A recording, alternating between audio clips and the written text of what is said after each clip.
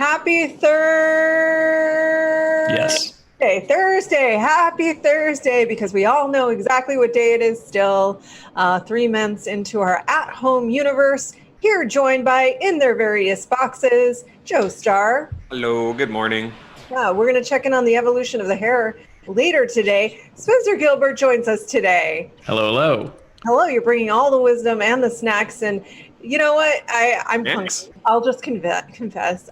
All I'm thinking about right now is food. It's about 11 o'clock a.m. I've had a long morning and I just want to eat. But you know what? It doesn't matter, because we're going to talk about Man of Steel, baby. And it's going to be great. Isn't that right, Danielle?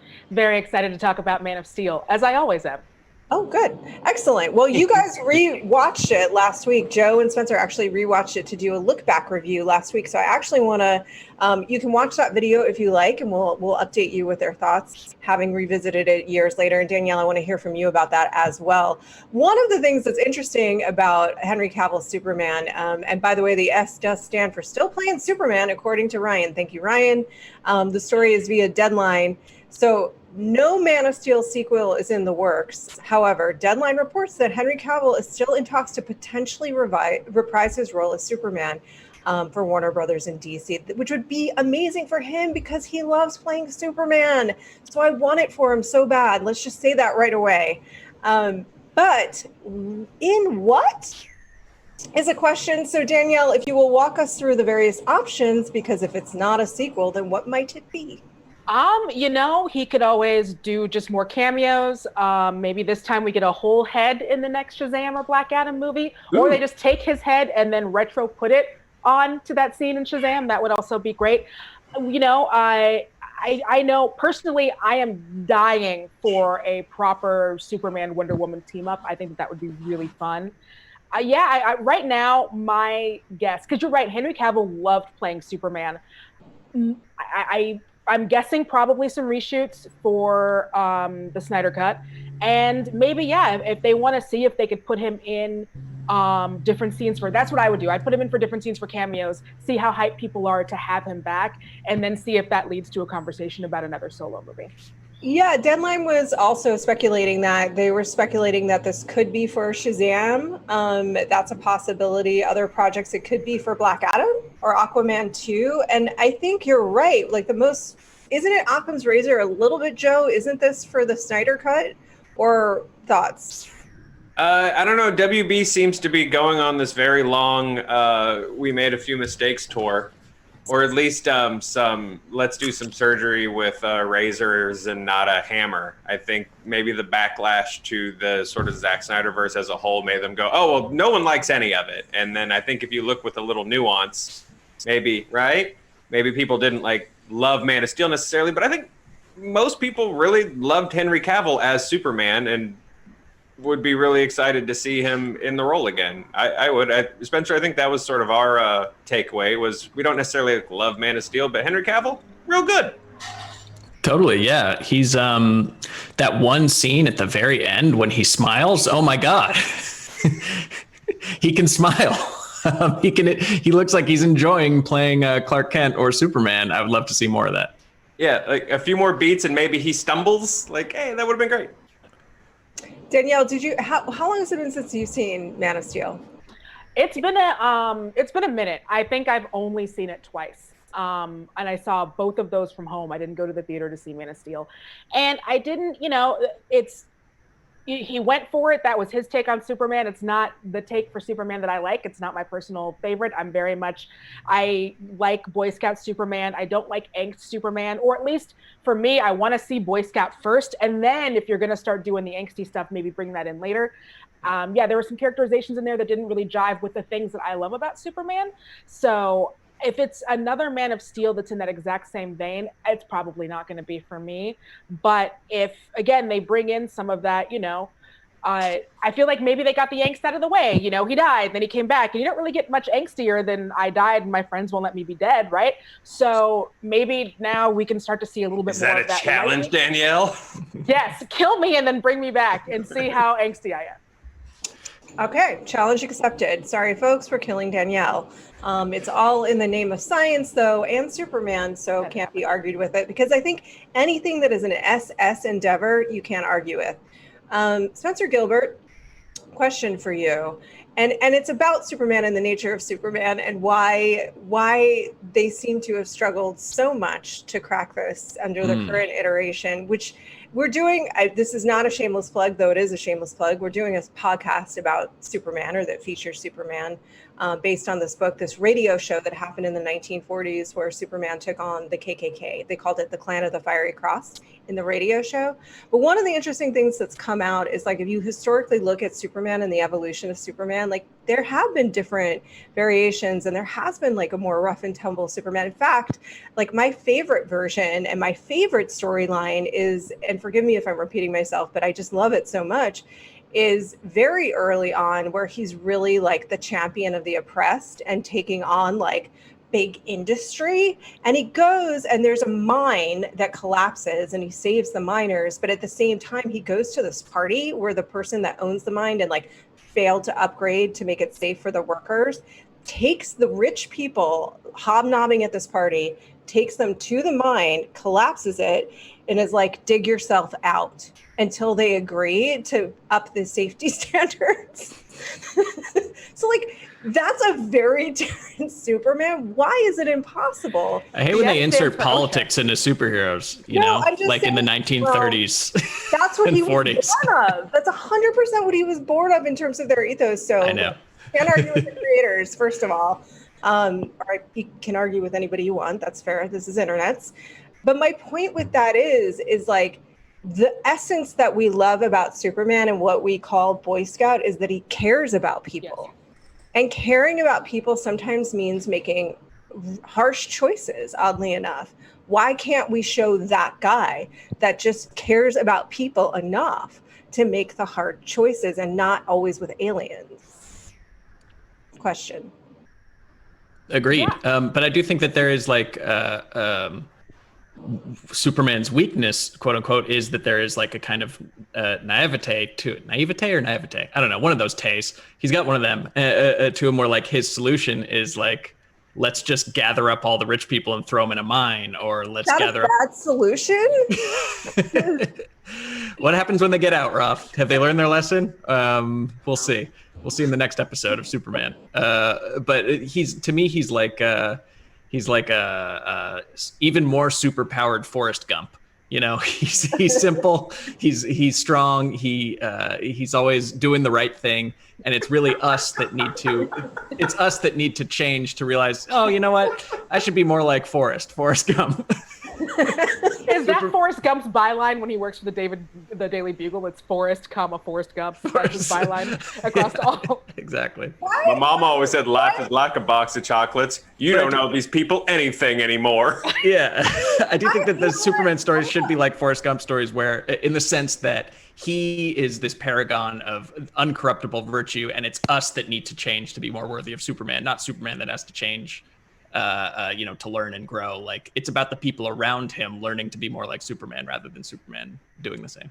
Yeah, I mean, I hear that, but I'm going to challenge that a little bit, if that's okay, Spencer, and say, I understand the cynical perspective, but I think sometimes the cynical perspective is frankly a cop-out. I think sometimes the cynical perspective is the easy perspective.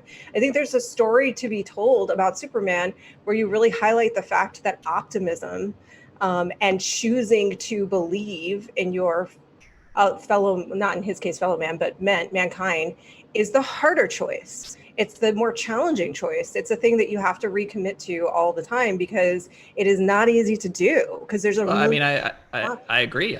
If there's an ounce of cynicism in Forrest Gump, I haven't found it. I mean, it's like, seriously, like, he's pure and good, and we should all aspire to be more like him. What's cynical about that? No, nothing. I'm saying that I guess I'm presuming that we're equating optimism and hope with stupidity a little bit, because I think for Superman, Forrest is really, really, really innocent. He's like a child, you know, and I don't necessarily think that you have to make Superman have those characteristics of being naive.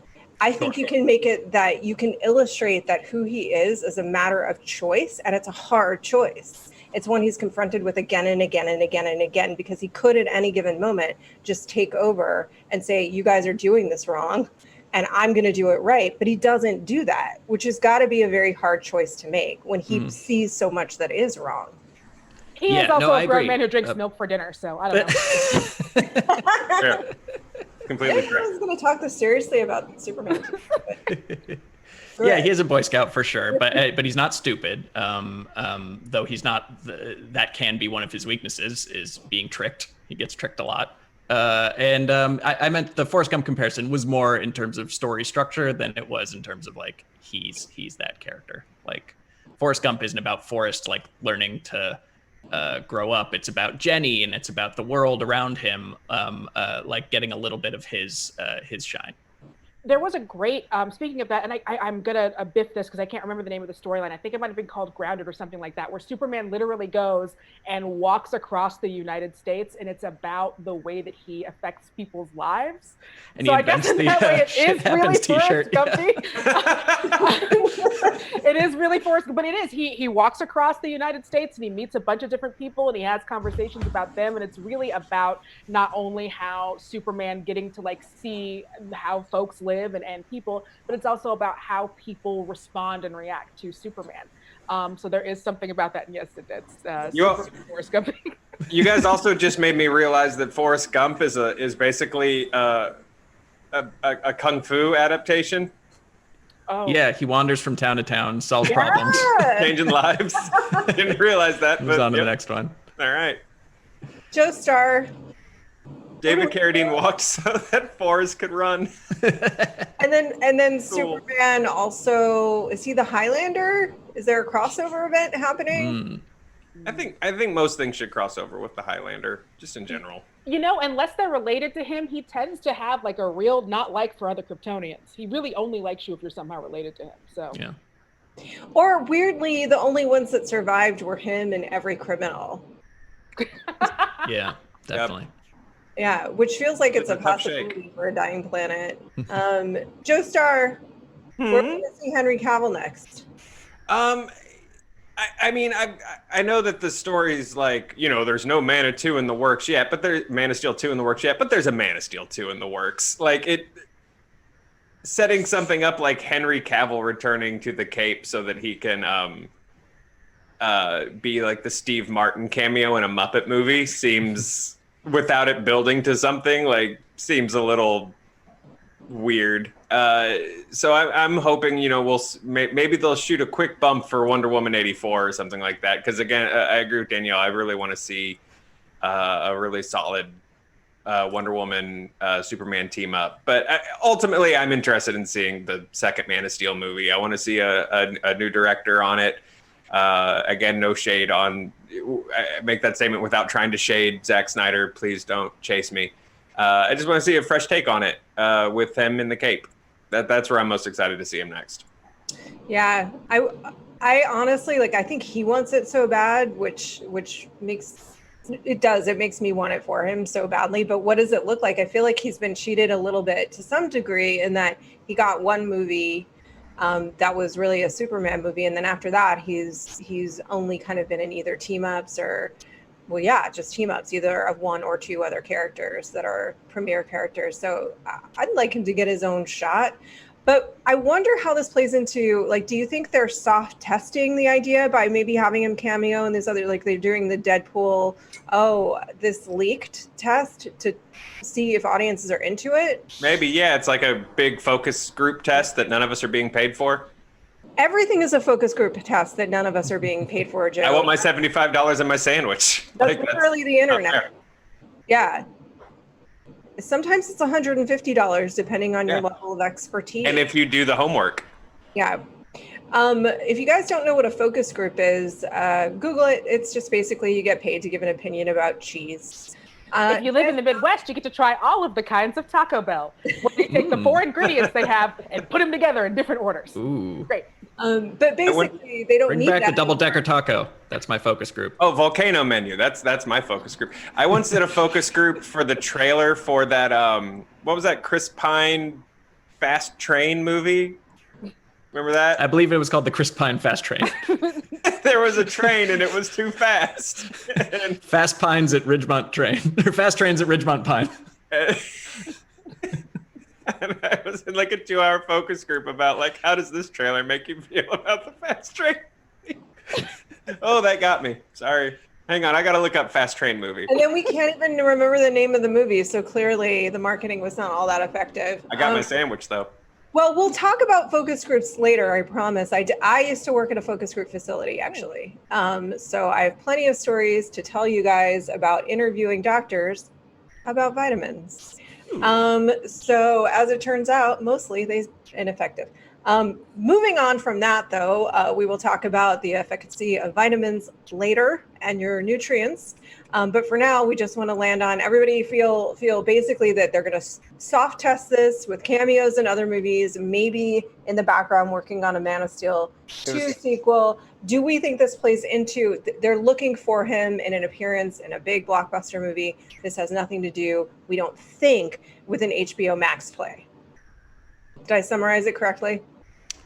Yeah, I think so. Right. It'd be a shame for him to have to stay in Superman shape like year round or for like an extended period of time just in case they greenlight this movie. Mm-hmm.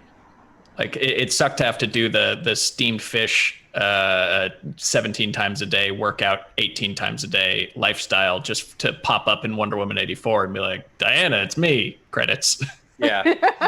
Or I just feel especially bad about that if he had to show up in Shazam 2 when Zachary Levi just gets to wear like the muscle suit. Yeah.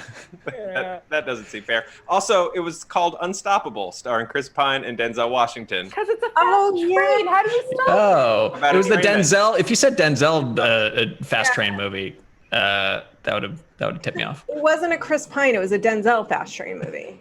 That's where you went wrong, Joe, in your marketing. With that in mind, Joe Starr is going to make up for his failure to market correctly by telling you how much we love and appreciate you. Hey, you guys know what else is unstoppable? Your love for the show. Come be the Chris Pine and Denzel Washington of SJU by hitting like, subscribe, and hitting the bell. Also, make sure you check out Hey Fandom with Greg Nicotero tomorrow after the show. These are like our virtual Hall H's where you can sort of step up onto a virtual platform and have conversations with these creators. Greg Nicotero is an awesome guest. Anytime we've had him do anything with us, he was one of my favorite interviews we ever had for like a Screen Junkies Central. The guy just has so many interesting insights and things to say, and it's going to be really cool. So make sure you check that out. There's an RSVP link in the description of this video, and you should RSVP. And we are doing that in support of Direct Relief, which is an organization that is distributing PPE to organizations globally in the US and China to people on the front lines combating coronavirus who need it. There should be a link in the description for them as well. So please support them, donate if you can, and if you can't, please share that link around. And that is how you remain unstoppable.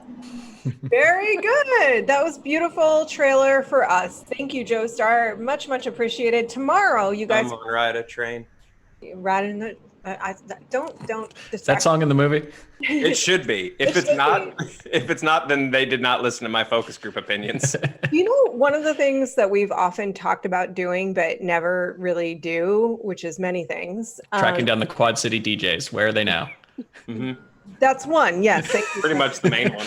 They're running the that's train. the main one, to be fair. But is that going back and making songs that just depict the plot of movies, that are like rap songs that depict the plot of movies that didn't have them but should have, but like Yes. really bad fits, like Doubt and I want it. Oh, no. I genuinely think that we should do that. Yeah. Just in the style of, no one remembers this, but the old Hammerman cartoon where it was literally just him talking about how MC Hammer got his magic shoes. If it's something like that where it's just beat by beat, this is what happens, Yeah. I want it. but it's like really highbrow Oscar bait movies that would never ever have that. And anyway, that's just a thing that I want that probably nobody else in the world does want. So we haven't resourced it. No, we want the Manchester by the Sea rap. Right? I really do. Grief. All right. Hey, tomorrow at 11 a.m., Spencer and I are going to do a look back review of the Infinity Saga, Infinity War and Endgame. Spencer is going to have to binge that baby tonight. I've already watched it, but he has a lot of Avengers to pour into his eye brains. So we'll be talking about that fresh tomorrow at 11 a.m., followed directly by Greg Nicotero. And now for some fan questions. Dun, dun, dun, dun. Pilthazer asks, what in movies or shows makes you unreasonably uncomfortable? For instance, I can't watch The Great British Bake Off because when something goes wrong in a bake, I get severe panic attack. Oh, wow. Ryan, just so you know, we're going to answer this question, and then I do want to hear from the chat live today about their thoughts about Henry Cavill and so on, and we will respond to that. So what movie or show, Spencer? You'll have to skip me. I have a high tolerance for what the kids call cringe. People like people in uncomfortable situations socially, or tense. There's one moment makes me very uncomfortable in film, and that's Boogie Nights when they're about to rob the drug dealer, and there's that guy setting off firecrackers in the background. That makes me sweat. Jesse's Girl, that's well, they're playing Jesse's Girl real loud. That's my number one movie uncomfortable moment. But like, I think it's funny to see people in uncomfortable situations. I like The British Office for that reason. I like Curb Your Enthusiasm. Plenty more that just take that to an extreme. So next, pass. Danielle? See, I am the exact opposite. But with Curb and with The British Office, I don't mind as much because, especially with Curb, it's like Larry David does that to himself and he gets himself in this situation. And it's like, it's done in a way that is genuinely really funny. For me, I can't handle anything where the entire plot is someone very sweet, having long stretches. Like Meet the Parents. Yes. Meet the Parents. I love Meet the Parents. I can't watch it the entire time. I'm like, I was like, I have not always been a confident human. I was very bullied in school. So every time I see that, like, I just want to, I'm like, run away, you fool. Now comes the hitting or like whatever. Like I'm ready for something really terrible to happen. And so every time I watch those, I can't, if it's a little bit of cringe, I can handle it. If you're making me cringe for an entire movie, I can't watch it. I can't do it. So Danielle, first of all, everyone, we love you, Danielle. Top comment today. That's mine too. That like it's not so when people are jerks. So like Curb or Sunny, if they're jerks in their weird, awkward situations, I think it's funny. But there's a movie called Hello, My Name is Doris with Sally Field. Oh, I love that. I love it too. I love it too. And there's a couple of moments in it, and she's so sweet and so vulnerable. And I'm so scared that she's going to get hurt the entire time. And then when she puts herself out there and I know she's going to get hurt, I cannot stand it. That's one. And the second one is this movie Cop Car, which is great. It's John Watts who did Spider-Man. You have to check out this movie. It's two little kids that take a car and every second they're doing something so insanely stupid that could so easily get them killed. It is torture to watch this movie. I was literally going to watch that Doris movie this weekend. It was on my list of things to watch while I am redecorating my apartment. I will not be doing that now. Oh, check it out. It's so sweet. It's great. Is it sweet? Okay. Does it end? It ends sweet? If I don't it's remember. sweet and wholesome, then I'm good. But if it's not wholesome, like it's not mean to her. The movie's not mean to her. But I think that's the other thing is like when a movie, sorry, Spencer, when a movie enjoys it too much that they're being mean to a vulnerable person. Yeah. The movie's not mean to her. She just is vulnerable. She's got a crush on the wrong guy. Don't we all? Do we all? Joe. Fingernail stuff, Roth. Ooh. It comes down to fingernail stuff. I don't care what genre of movie or TV it's in. If someone's pulling on some fingernails or hammering on some fingernails or pliering on some fingernails or doing that Stir of Echoes Kevin Bacon movie thing, if someone's going, I can't do fingernail stuff. Yeah, I also don't like watching people step on nails. Home Alone or Quiet Place. That makes me wince. Yeah. I definitely have like a fingernail stuff radar where I'll be watching a movie or a show and I'm like, wait a minute, are they about to do fingernail stuff? I think they're about to do fingernail stuff. No, fingernail stuff. You must have loved John Wick 3. That was a surprise fingernail. Or yeah. was it a toenail? I believe it was a toenail. Yeah, it was a toenail. Yeah. Yeah. Fingernail stuff. Ryan, make us slightly less uncomfortable than we've made ourselves here, and tell us what the chat had to say about fingernail stuff and Henry Cavill, but only when they're combined. All right, we'll let the delay go for a little bit so that the fingernail chat comments can come in as they actually see it. But some thoughts on Superman they have so far. Let's see. Owen Baxter says, I think they should, instead of doing Man of Steel 2, they should reboot it with a new director and writer, like they are doing with James Gunn's Suicide Squad, and just call it Superman. I think people mostly like Cavill, like we've said. At Panther, if Cavill wants to be Superman, let him. He looked great as the character. At Sarah Brockle, I want Henry Cavill to be able to play actual Superman for more than 5 minutes in a movie. And at Danielle Mertis says, we saw the dark side of Superman. Now I want to see if he is going to change. Okay. They all seem pretty on the same page with us. You know, they want to see him do some nice things, and they don't want to see his fingernails get pulled off. Right. Well, we haven't heard about that yet, Joe. There's a delay. So, You're right. Ryan, If our chat is like, pull that man's nails off, I don't want to do this show anymore. Sean Craig says fingernail stuff is the worst, so it's making its way to chat now. So Mouth stuff is also like Keith. Okay, so here I'm gonna sound like a crazy person. So my thing is with like people eating something weird or doing anything with mouths, because I feel like out of all of the senses that we have, for the most part, except for like maybe like pain and stuff, but for like the 5 senses, the only one that we really have full control over is taste. And I feel like that's why people be like, there's such foodies and anything like that, because you can't control everything you touch or hear or smell or like any of that stuff, but you can control like everything, hopefully, that goes into your mouth. So when something is like, someone's like pulling out a tooth, or someone has to eat something gross, it like gets me viscerally, because it's like, oh, that's the only one we can kind of control. Mouth agency. I say you mouth agency. I sound like an insane person. No, it makes that. so much sense, and I've never thought about it that way. It's like the only sensory thing that we can really like, and I think that's why we have such a visceral thing for it's like, yeah, no one likes fingers on a chalkboard, loud sirens, all that stuff, but we deal with it because we know we have to. When you eat something gross, it's like, no, like I'm spitting this out and I'm angry. But like, what scene are you like Old Boy with the squid, or like what's a good mouth scene? Anytime that I've seen like a comedy movie where someone's like, where someone like has to eat poop. Yeah. Even if I know, I'm like, that actor's not eating real poop unless it's in The Revenant, because that movie was for reals. What's a poop eating movie? I mean, they lick the dog doing Step Brothers. Pink Flamingo, that's real poop. Like in Waiting, you know, in The Help. Yeah.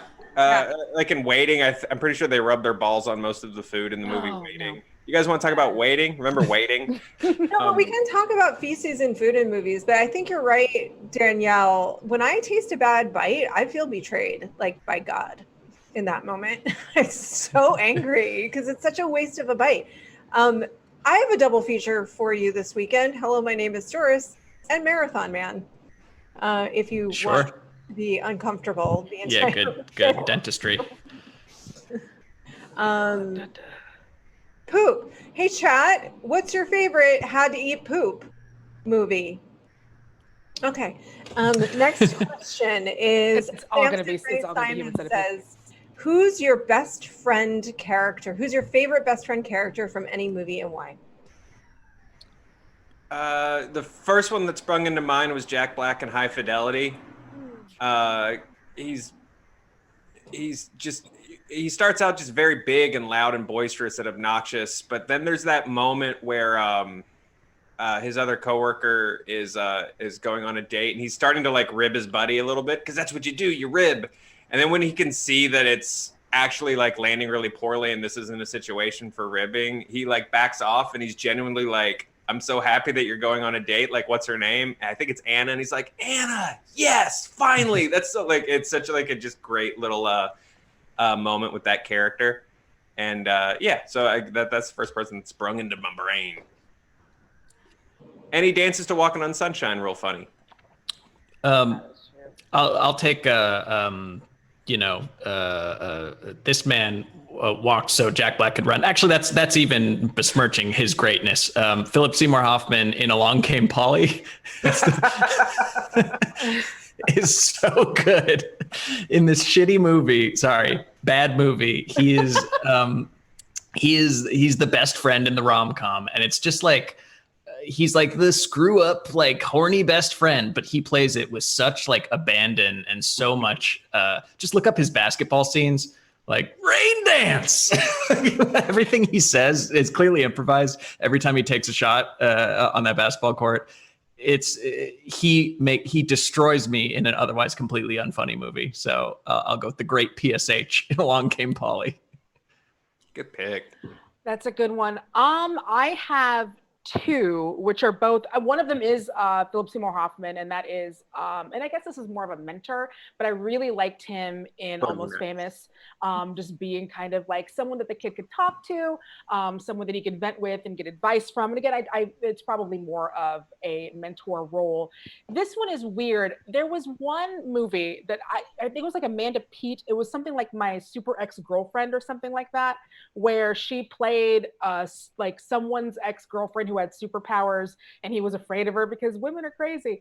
But in that movie, Rainn Wilson plays the best friend, and he plays it like there's a moment where the super ex-girlfriend is like stalking the other guy, and Rainn Wilson's like, okay, but I got these sports tickets. Like, are you gonna keep fighting with your woman who's flying, or do you want to like go to the Rangers game or whatever? And for some reason, I thought it was the funniest thing in the world. And my old one used to be Ducky, but as you get older, I think you realize some things about. Yeah, he loses some sheen. It's Luke Wilson, right, in that Crazy Ex-Girlfriend movie. Yeah.